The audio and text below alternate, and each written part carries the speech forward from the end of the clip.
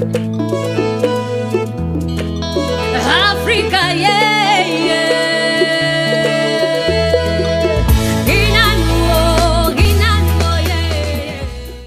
Bienvenue, chers téléspectateurs, dans votre émission La Voix des femmes. Dans ce premier numéro, nous célébrons la Journée internationale de la femme africaine. En effet, depuis 1962 à Dar es Salaam, chaque 31 juillet, le monde en général et l'Afrique en particulier célèbrent la Journée de la femme africaine.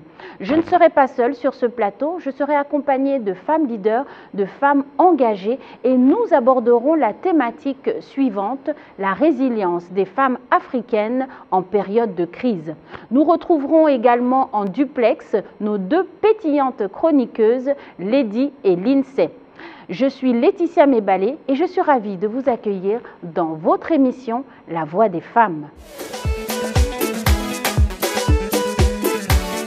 Nous allons dès à présent nous diriger du côté de la Guinée à la rencontre d'une femme extraordinaire, une véritable femme engagée dans la promotion de la femme africaine, une femme leader politiquement, associativement, Madame Domani Doré.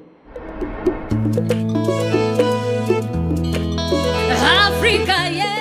Domani Doré a 38 ans, est née à Conakry en République de Guinée.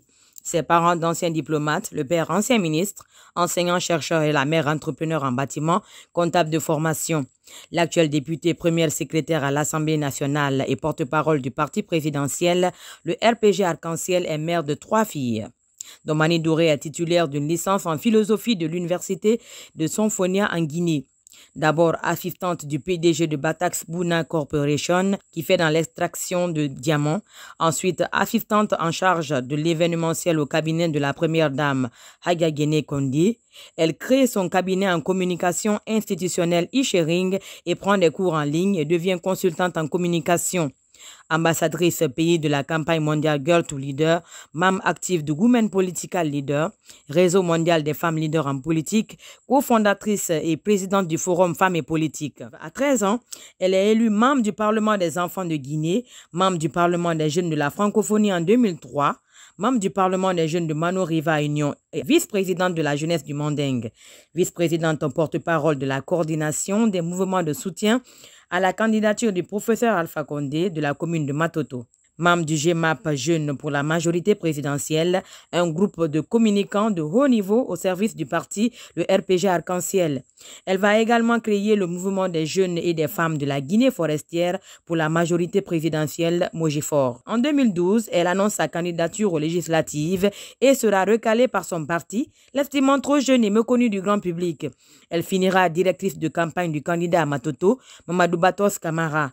En 2013, elle est nommée ministre des Sports, plus jeune ministre de l'histoire de son pays à 29 ans.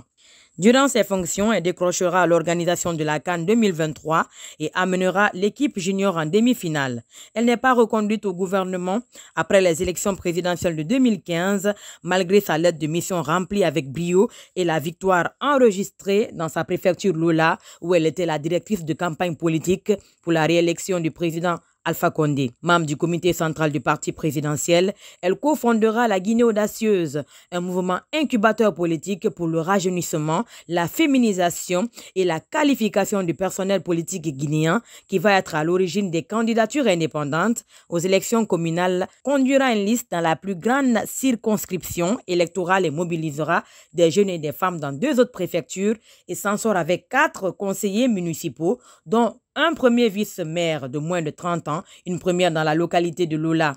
En pleine ascension politique, elle sera nommée secrétaire permanente de la Coalition démocratique pour la nouvelle constitution.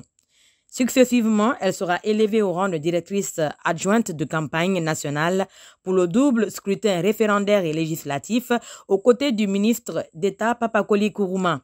Ensuite, reconduite secrétaire permanente de Coalition démocratique pour le changement dans la continuité CODEC, regroupant les alliés de la majorité présidentielle, vice-présidente de la Commission nationale en charge de la communication pour l'élection présidentielle de 2020, deuxième femme et puis membre du Présidium national de campagne et ensuite membre de la Commission nationale d'organisation de l'investiture du président de la République. Septembre 2018 classée parmi les 50 personnalités les plus influentes d'Afrique de l'Ouest par le magazine Influence au Sénégal. prix du meilleur espoir féminin 2012 de la nuit de l'excellence de la femme guinéenne, leader d'exception 2014 par COP Guinée, sacrée parmi les 10 jeunes femmes les plus influentes de la Guinée en 2017, prix modèle de réussite Catala en politique lauréate d'exception 2017, prix de l'excellence Forêt Best Leadership 2018 de CEPROMAF, certificat de reconnaissance de la Jeune Chambre internationale Conakry Leader en reconnaissance pour ses qualités de femme leader en Guinée en mars 2018.